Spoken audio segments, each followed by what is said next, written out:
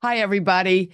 Welcome to the show. This is the Patti Brennan Show. No matter whether you have $20 or 20 million, this show is for those of you who want to protect, grow, and use your assets to live your very best lives. Joining me today is Lauren Goodwin. Folks, you are in for a real treat. Every time Lauren and I get together, we just riff. We just go back and forth. She's so easy to talk to.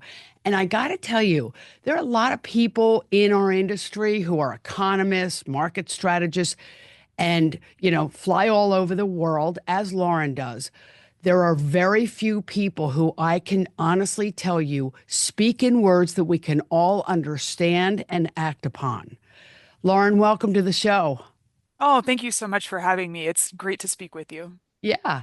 So when we were talking about artificial intelligence. And folks, those of you who are actually watching, I'm going to put up on the screen here Lauren's teams. They write these white papers that are like 35 pages long, chock with all these charts and graphs. They wrote one on artificial intelligence, and they call it the megatrends themes.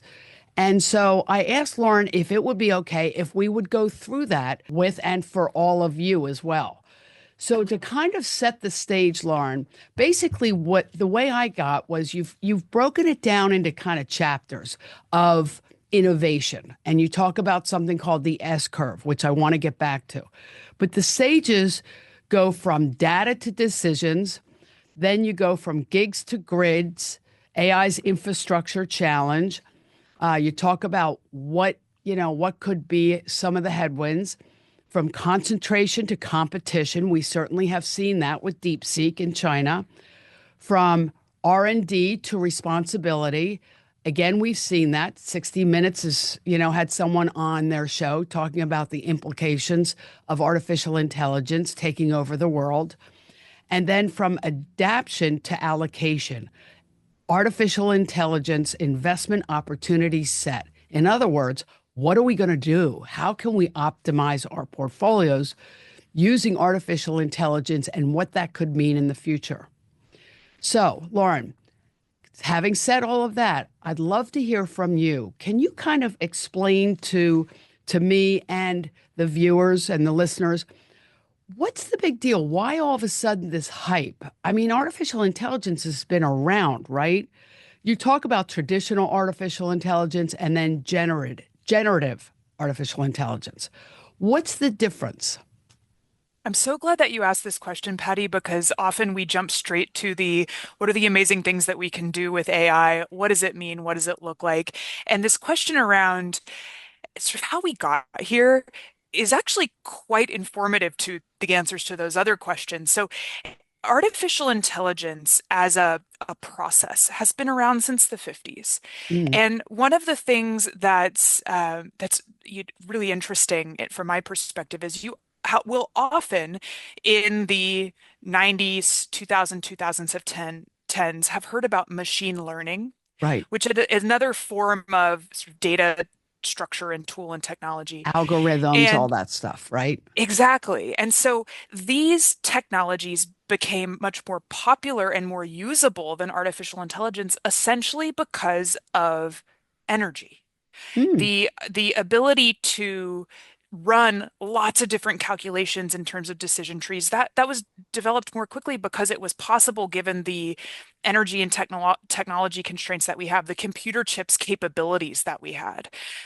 Now, as computer chips have modernized, as mm. our ability to use energy more efficiently has modernized, these artificial intelligence capabilities, the idea that you could talk to your computer have become possible again. And so these technologies have been around for a long time, but it's with the development of computer chips, with the really the application or use case of ChatGPT, where this concept that we've seen in the movies or that we've thought about, even you think back to the days when you plugged in your computer to AOL and you were on AOL Instant Messenger, the idea that you could really interface with a computer in an authentic way. That snapped to life just a couple of years ago. And I, Wow. I think that that transition, that opening of the imagination for everyday people is contributing to the excitement and the expansion of this theme that we've seen in the last couple of years. So if I hear you right, the more we are using it, the fact that it is becoming democratized, for lack of a better word, it's actually improving the output. Is that what I'm hearing? That, the data sets, et cetera, the more we use it, the better it gets? Well, the reason that generative technologies have become available today is because the technology around computer chips, the sheer amount of computing power has really unlocked it.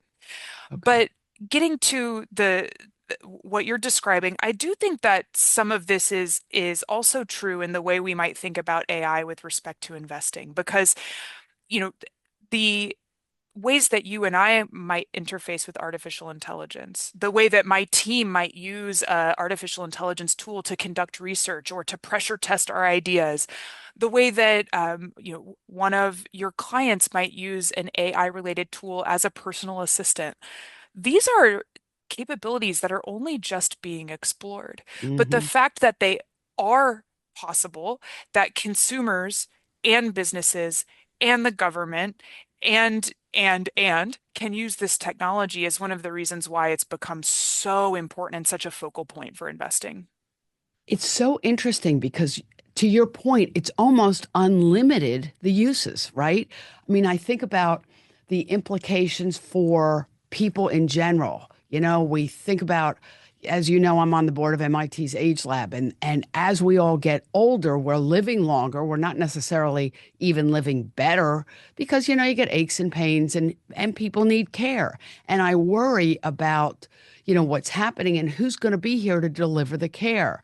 And lo and behold, now people are talking about robots being able to deliver quality care and provide the companionship to prevent the loneliness that has really become the latest pandemic. Oh, absolutely. And just to give another real world example, something that I think is so fascinating, and also in the healthcare space, we, in addition to our megatrends work that you've referenced, do a Black Swan report every year where we think about what are the things that could actually happen in this year, in 2025, that would Hmm. disrupt the way we think about the world. And one of them is, there's so many potential downside risks. Right. One of them is an upside risk where artificial intelligence has so revolutionized healthcare research already that in all of human existence up to today, of all the proteins in the world, we've only really been able to analyze a few dozen thousand of them, up to 200,000. Hmm.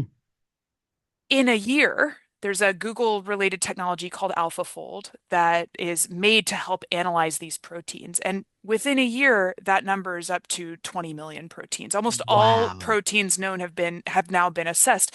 This was unthinkable. I mean, you think about if you were, using with a magnifying glass, looking at a piece of sand and analyzing it on a beach, I mean, and suddenly a machine could do it for you. This is incredible technology, and the way that that can be used, just to give an example, is to treat diseases like dengue fever, which are complicated to treat because there are many different variants of the disease that interact with each other. Oh, And yeah. so it's historically not been feasible, and it's a disease that impacts many, many parts of the world. So this technology, I mean, we have only just started to climb that S curve of what the Amazing. technology can do. And I think about the implications for that, just to for for this example. I mean, it's personalized medicine right Mhm. at our doorstep. That's amazing. So you mentioned the S curve. Again, I just think that the way that you frame things, you've taught me, Lauren, so much about this. But and I'll put this on on the podcast and on the website, this idea of an S curve. And in one of your other papers, you compare this period of time to other periods of time, the Industrial Revolution, the internet, and every significant change that occurs does tend to go through this S curve phenomenon. So can you explain what that is and maybe even where we might be right now? Absolutely. And so if for our listeners, not viewers, if you Hmm. can picture an S Yeah. and start on the bottom left of the S. In business and technology, this term of the S curve is used a lot, and it's a concept that processes, technologies, but also people, we tend to adapt really slowly until there's an inflection point for change. So if you move along the bottom left of the S towards that Mm. first sort of dip upwards, you hit an inflection point for change, and then things tend to change very rapidly. And over time, you climb that S curve really quickly, and then you end up on the top right part of the S. You sort of even out over time in a new state or way of being. And if I were to give an example of a recent technology, even and we'll keep it digital for now, but even Hmm. 4G technology. 15 years ago, I was living in Washington, D.C., and if you wanted to take a taxi or a car service, you called a taxi company and your rates were set based on zones, just Mm. relatively randomly drawn Yeah. zones. And so your Right. ride might be cheaper on this side of the road versus the other. And it was within a year where I could order lunch from my phone while taking a conference call with video in an Uber. You know, Oh, the pace of change and the way we lived our lives can be really rapid once you're shown how it could work. And right. so what we see happening with artificial intelligence today is that there's a lot of research on what the future state might look like. A lot of ideas about when we get to the top of that S, how the world might have developed. But right now, we're actually only just at the very bottom left. We've really only Yeah. uh, built what's called the foundational layer of artificial intelligence and starting to broaden into other parts of the technology. But that very reality should give investors a lot of hope because what it means is, though the markets have been driven in a big way by artificial intelligence, you have not missed the boat if you were not invested in the Magnificent Seven. That is phase one of what is likely to be a big and important trend. Mm-hmm. And the climbing of the S curve, the way that the technology and our use cases for it will change, we're only just really starting to experiment and know what that might look like. The impact and the innovation that is yet to be seen is really exciting, isn't it? And that's to your point, the adoption and how we are going to adapt our lives with all of these cool little things and cool new things that we can do. And it is that, adoption and using it in so many ways that we probably can't even think of right now. So, what do you think could be some of the challenges? What are the challenges with artificial intelligence? And by the way, I should tell everybody we are having this conversation on a Wednesday in February, late February, and Nvidia is reporting its earnings later on today. Oh Now, gosh, such a good point. it's going to be a fascinating call, I will say. NVIDIA in particular has been the bellwether stock for artificial intelligence because they are the company that makes these chips that allow for all of these processes to occur. And up until just recently, there was no competition. Every company that wanted to be involved with artificial intelligence really had to use NVIDIA and their chips. And NVIDIA was great. They were continuing to innovate and make them faster and faster and better and better. And with that came more expense. As with anything, competition does tend to occur, and China has come out with a competitive product. So I'm curious from your perspective. That's just one example, but you mentioned energy and infrastructure. So, what do you think could slow the pace of change down, if anything? Um, because we are so early in this technology, I think that it's nearly certain that we will see, maybe it's not slowing, but let's say changing of direction or Okay. a Hmm. different type of focus over time. And the reason I say that is, and maybe it'd be helpful at this juncture to bring up we think of as the phases of development for AI. And the first one is the foundational layer, Right. meaning what are the basic things that you need to make this technology work? And that's really where we've seen a lot of the development in AI so far. Okay. That's your data structures, your algorithms, your semiconductors. Again, a lot of what the Magnificent Seven is working with. And this is um, a segment of the economy that has seen enormous growth, enormous investor attention. And in this phase of development, barriers to entry have been pretty high. Mm, That's what where DeepSeek, when we think about changes in direction for this technology, it becomes so important because we know that over time, if a business is really profitable and they do something really cool and interesting that everybody needs, that more people are going to learn how to do that. And so we knew that something like DeepSeek or developments that would compete with a chip maker like NVIDIA, we knew that that would happen over time, and it's starting to, right? So competition into this space is one opportunity to change direction of not only the way that AI is used, but also the investment opportunities. mm. Okay.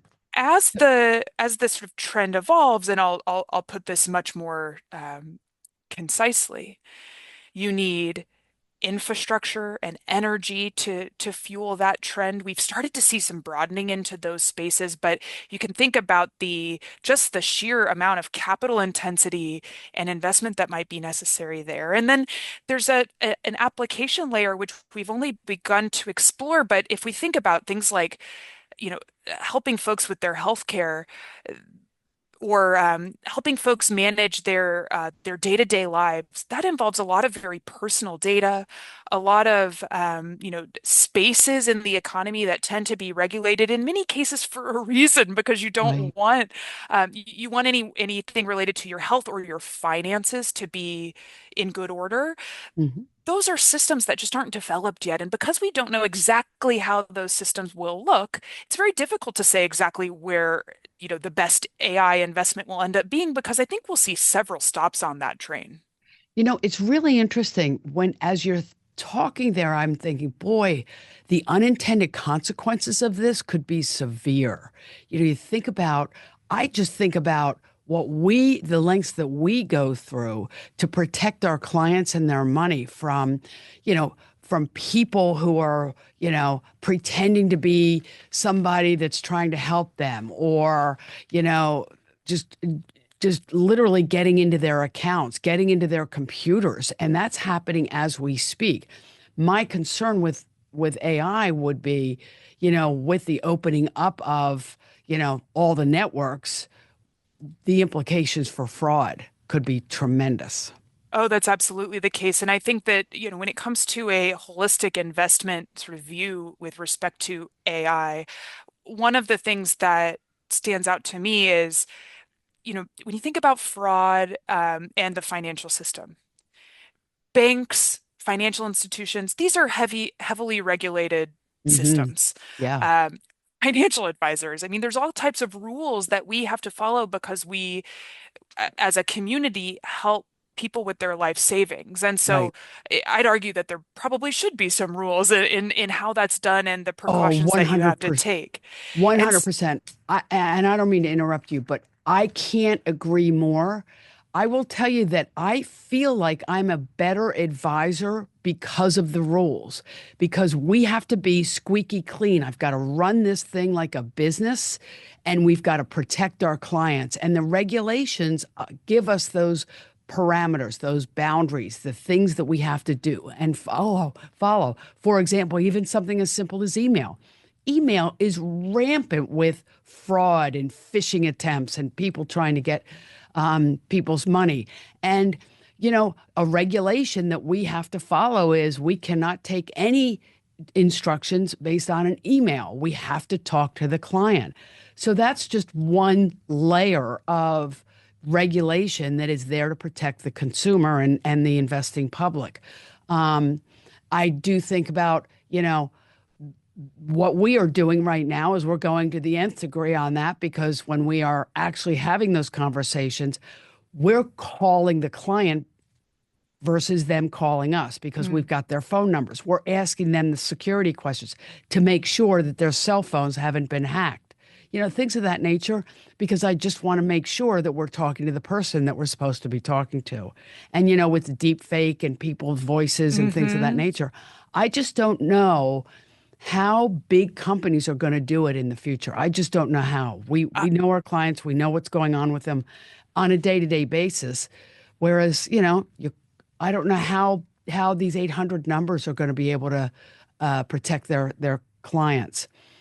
I thought one thing that was really interesting in your paper talked about the implications for, you know, all professions, right? The skill sets that are going to be necessary and the upskilling and the things that we're all going to have to learn. You know, it wasn't until a couple of years ago that a couple of people in my office said prompting, learning how to prompt AI is literally people, there's going to be classes on it. And sure enough, I'm taking a class on how to prompt artificial intelligence. The thing about it for me especially is I want to be very sensitive to the fact that we're just using it like you are for research, for information, etc. Nothing personal, no personal information, no names, things of that nature, because I don't know who's on the other end. But I thought it was really interesting how you went from democratizing the expertise, right? Bringing it down, the expertise, and how roles are going to be graduating, as you write, from execution to monitoring. And I thought that was really fascinating because it's data. And, I will tell you, and you, Lauren, you know this because you know my firm. I'm a complete nerd, and I want to know what's happening all the time, 24/7. So we have lots of different systems that we've coded so they communicate with each other. I have a scorecard for every single client that's updating 24/7. And the scorecard is 2 pages with all the things that I want to know about what's happening in their lives. And it's phenomenal. And it's a way for me to monitor their progress. And if they're not tracking, if there's something we need to know, we get alerts and then alarms. So the issues, anything bubbles up, opportunities bubble up because we can't go digging in, to every single case, every single client situation every single day. So I want it to bubble up so it's brought to our attention. What do you think about that in terms of the future of the labor market? I think it's such a powerful question because one of the key concerns around artificial intelligence is something that we've seen with robotics, where if robots can do complicated manufacturing tasks, they can assemble parts of a vehicle, for example, then that takes away someone's job. And I do think that there will be transformation in the labor force as a result of this technology, but we might want to think about it in slightly different ways than we did about robotics and some of the more physical elements of the labor force. And actually, the example you give with respect to your clients' dashboards, that's a perfect example. Because if we go back, let's say, 20 years, you probably would have still had a version of that dashboard, but you might have needed more folks working in Excel, Oh, doing yes. data Oh, we were entry on the day in and day phone. out. Yeah, we were calling fund companies, getting values, doing all that stuff manually. Exactly. And so were those companies, Right. those Wow. fund managers. And so when we think about then what a team like yours or a team like mine looks like today, I don't need someone to be inputting those numbers into Excel. And frankly, I'm happy for that because human error in something that's Oh, a yeah. repetitive task like Excel or sourcing insights from a market research report, whatever the case may be, those are skills that are already starting to be displaced by this technology. But if we think about Microsoft Excel as a great example, before that, folks might have even been using paper. Mm, They were keeping books in the books. yeah. And so as this new technology was developed, you need fewer bookkeepers.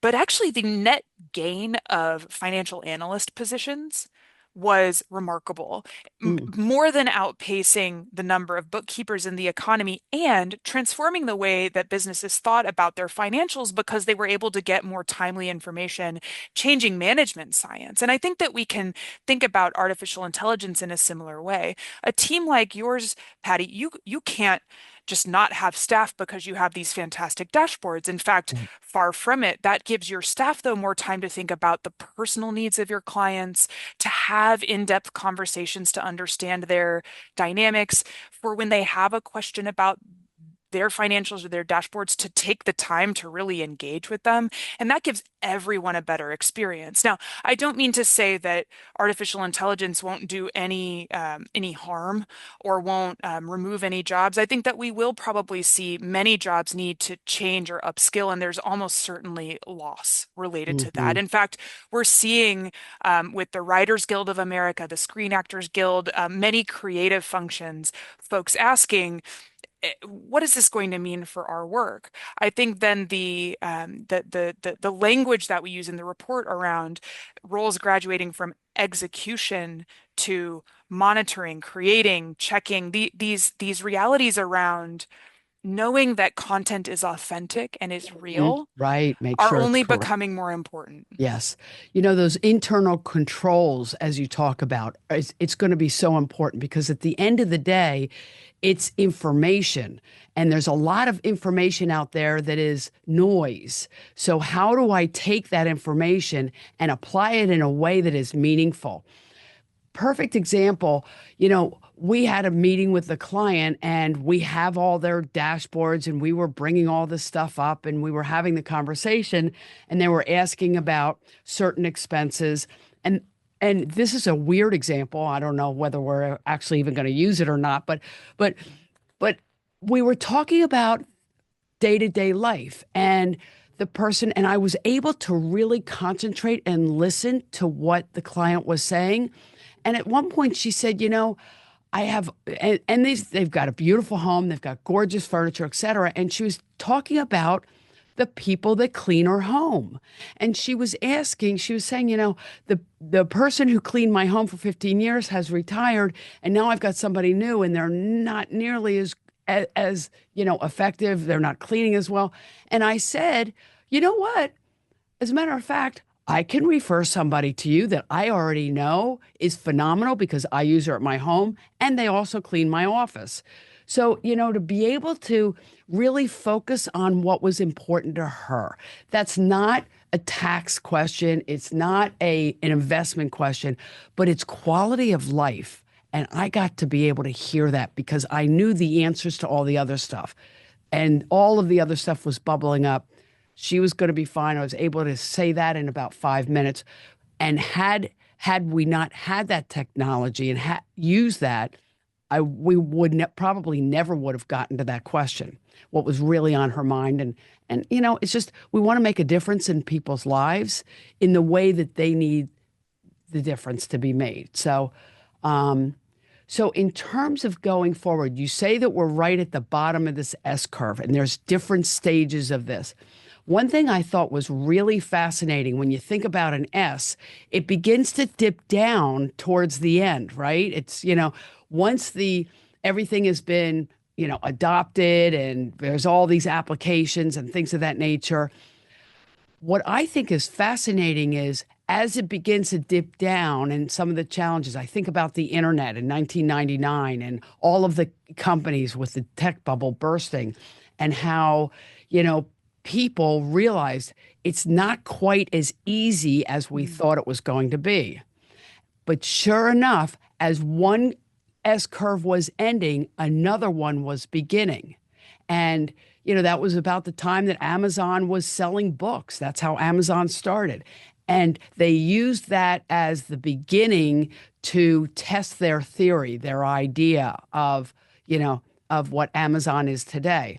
So, with the S curves and the innovation, to your point, we are really at the beginning of the beginning.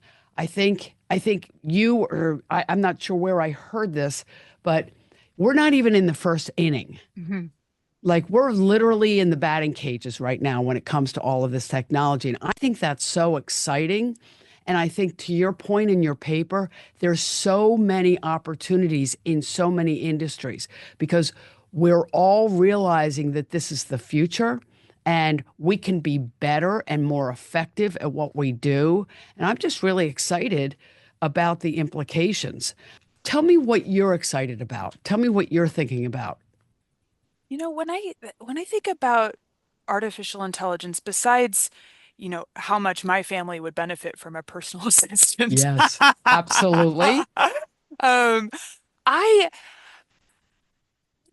this is when we talk about how the technology will change and how, we're really just in the first inning, it really comes down to a simple economic concept that I think we can all understand, which is supply and demand. Right. And I think about a different generational technology, the automobile. I Hmm. mean, if you think of how the automobile and the interstate highway system and how those completely changed the way we all live our lives, if you knew in the early 1900s, you knew for a fact that the automobile was going to be one of the couple of primary modes of transportation in the world. What you wouldn't have known is whether you should invest in Ford or wait for a company called Chevrolet or wait 100 years for a company called Tesla. You wouldn't have known any of that. Mm. What you would have known, though, is that all of those automobiles needed tires, right? Ah. And Mm. so, can we think about artificial intelligence today in terms of supply and demand for the real things that we need today? Now, one of the challenges that the internet faced in the early 2000s was that you saw proliferation of companies that used the internet, and I'm putting that in air Yeah. quotes, but the supply and demand for that product or service maybe weren't there in the way that was really sustainable. So and we see a little bit of it today. A lot of companies have put AI or are Mhm. introducing artificial intelligence into their processes when we haven't yet as a society been able to really figure out the norms of how we make sure stuff's real and Yeah. how we really engage with this technology. And so I think that that's where we see more risk and where being really aware of supply and demand factors is particularly important. Whereas if I think about, less about, the Chevrolets and the Teslas of the later 20th century and think more Yeah. about what you could really do in the first part of that trend, for AI, those things are starting to become more apparent. We know that this is a very energy intensive Mm. trend Yes. Hmm. in a time when there was already a lot of conversations around how do we diversify our supply chains and have, not only fossil fuels, but also natural gas, maybe more renewable sources? How do we create more energy independence in places like Europe that had been relying on Russia and others for gas? There had already been this conversation around energy, and now it's even bigger because of Right. AI. So, what are the energy and infrastructure implications that are investable today? What are the components of the technology or digital supply chain that we know are in existence today? And sometimes, Patty, these are not as cool as Right. NVIDIA. Sometimes it's servicers of utility transmission functions Yeah. There or you go. whatever the case may be. And that's why I say that focus on supply and demand or in the things we know you need to make this work. I Hmm. think there's so much in terms of investment opportunity there that investors are only just starting to get their hands around. Right.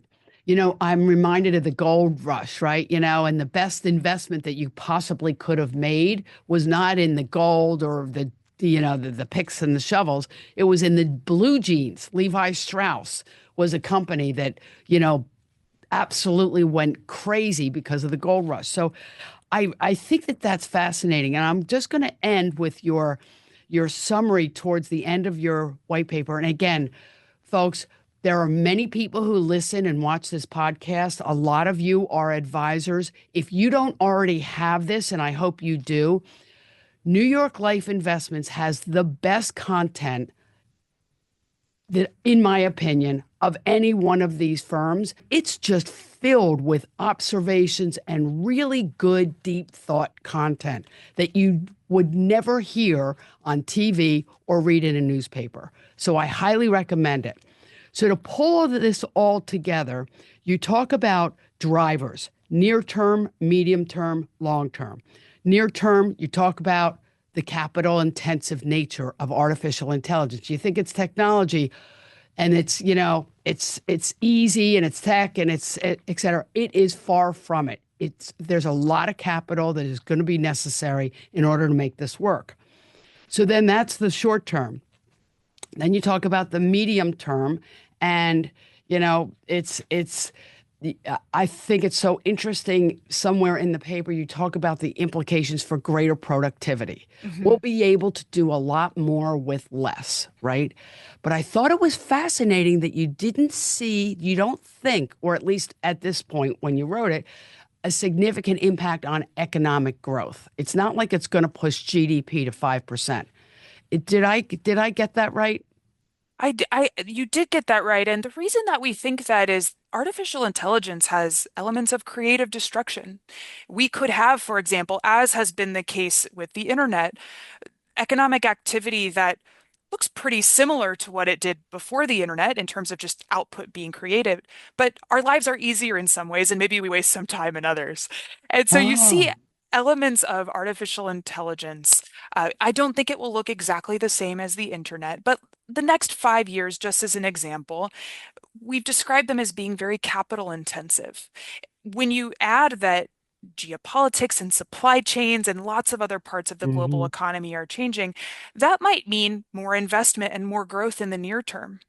Whereas in the longer term, if you have a more productive labor force, that tends to be, you have perhaps higher quality growth, but not necessarily an economic growth rate that's 3, 4, 5% in perpetuity. Because to have that type of continually resetting growth expectation, you have to have continually resetting S curves. And though I'd like to think that that will be the case, we don't know Hmm. what will happen on the other side of this S curve. Right. And so we see it as again, a broadly positive trend for the US and global economies, but certainly not without its costs and hiccups. It's interesting. I never thought about this, but as you were talking, I wonder if, going back to even the internet and the cloud and other innovations, I think about, our economic growth here in the United States and the fact that recessions tend to be further and further apart and shorter and less, not nearly as deep and devastating. And I can't help but wonder whether the previous innovations, the previous S curves, is really contributing to the quality of the growth that we experience, the reliability of it, if you will. Um, and whether we're just getting smarter at managing an economy. Now, that might be a very optimistic view, I mean, giving a lot of, people credit in the White House and the Federal Reserve. But I do think that we have learned a lot, even as recently as the pandemic, the way the United States responded to the pandemic versus other nations, and how we have come out of it versus those same other nations. So, Lauren Goodwin, I can't tell you how wonderful you are. You have taught me and my firm so much about artificial intelligence and just economics in general. Thank you so much for joining me today. Well, Patty, you and your firm have taught us so much about what it is to deeply care for a client and to educate ourselves about the market. So thank you, and thank you for having me. Absolutely. And thanks to all of you who are listening and watching the Patti Brennan Show. If you have any questions, if you want to get the information that we are referring to, go to our website at keyfinancialinc.com. Send us a little note. We'll hook you up. We'll take care of you as we always do and get this information into your hands. I'm not kidding you. It's life changing. Thank you so much for joining us today. Take care.